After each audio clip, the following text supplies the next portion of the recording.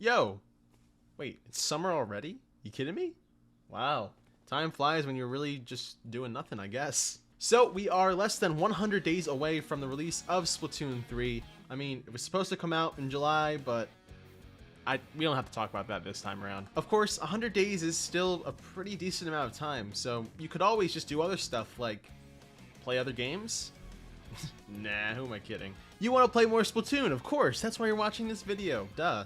We'll look no further. I definitely have some really cool, helpful tips and tricks, maybe not necessarily tricks, but ways that can help you pass the time until Splatoon 3 releases. As a side note, this idea originally actually came from Jmoji, and he did a video similar to this talking about certain things you can do to pass time before Splatoon 3 comes out, and so I decided I want to put my own little spin on it. Oh, what the heck?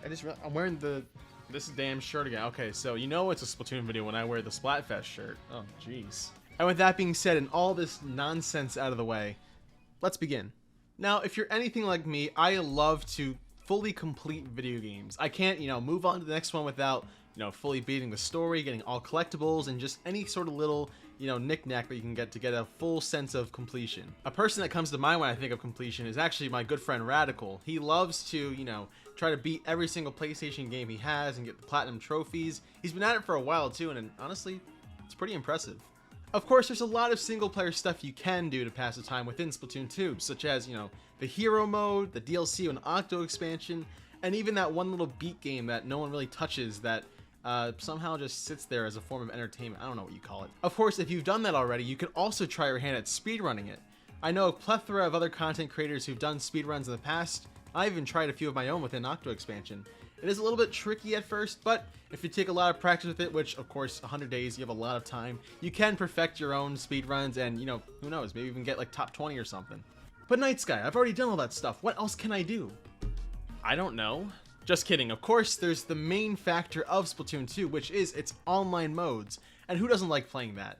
Of course, you can always play Turf War. You can try to level up your weapons. And by level up, I mean just kind of increase the stamp color on that. I don't really know how else you can do that really, but you can just experiment with different weapons. Like I said, you can max out your gear. You can buy every single thing that the store has to offer, both in-game and on the mobile app.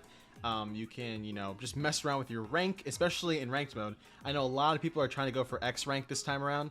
I'll be honest, I do not think I'll be able to make it too, but who knows? Maybe I can just try a little bit more. I'm definitely not playing Clan Blitz. I'm sorry, that game mode's out the window. And at the core of online mode, you can also try to level up your character to the final rank of level 99 prestige, which is a long way to go, especially if you're still in the 90s like I am. I think I'm like level 96, 7, something like that. Oh, I almost forgot. You can actually also try to get professional in Salmon Run, which it is a little bit sporadic within the time frames, but I think it's possible. And the higher rank you get, the more difficult the waves will be, and obviously you want to make sure you play with friends, so you're not playing with like dumb randos who cost you your rank and lower your rewards, all that kind of dumb shit. And hey, if you do not want to touch any of those things, or if you've already done it, take it a step further. Why not make some content about it? Whoa! Isn't that such a good idea?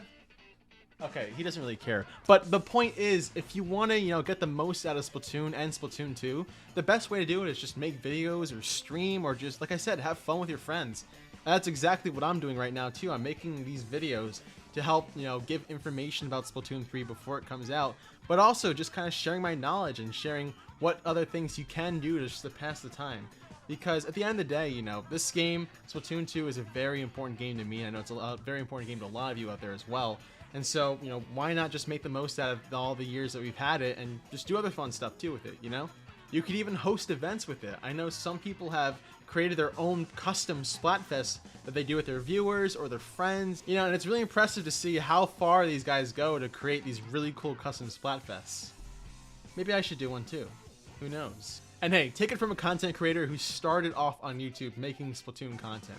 I remember back in the day when I used to just record me just playing on the global test fire or just playing all sorts of random dumb stuff. I even tried to do a series years ago, which I'll be honest, it wasn't really the best, but I still had fun doing it. And honestly, if it wasn't for Splatoon 2, I probably wouldn't be here making these videos, talking to you about making videos about Splatoon 2. The cycle is damn it.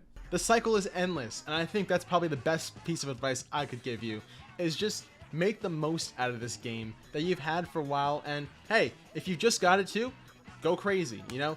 Splatoon 2 is a very special game. It's the first one on the Nintendo Switch. And hey, when Splatoon 3 comes out, I know there will be some people who will still play Splatoon 2 and just some people who will automatically go straight to Splatoon 3.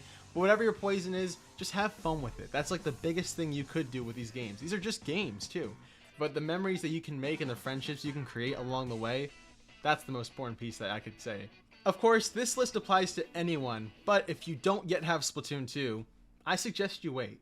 Like I said, Splatoon 3 is releasing in less than 100 days, so why get a new game now and try to complete all the things you can before that new game comes out?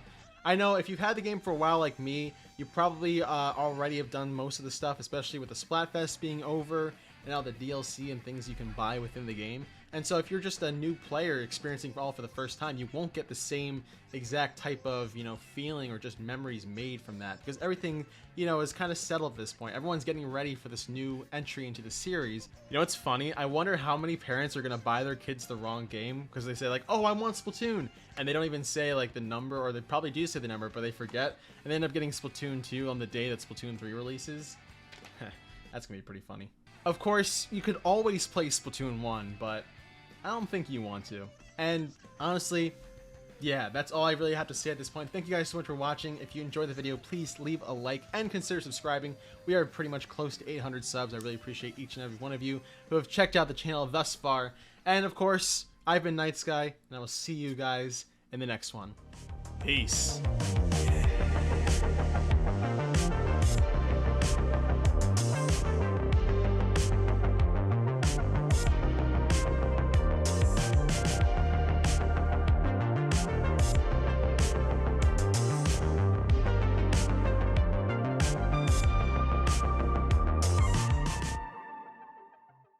But KnightSky, I'm not a head ass like you. Okay, so why are you watching the video?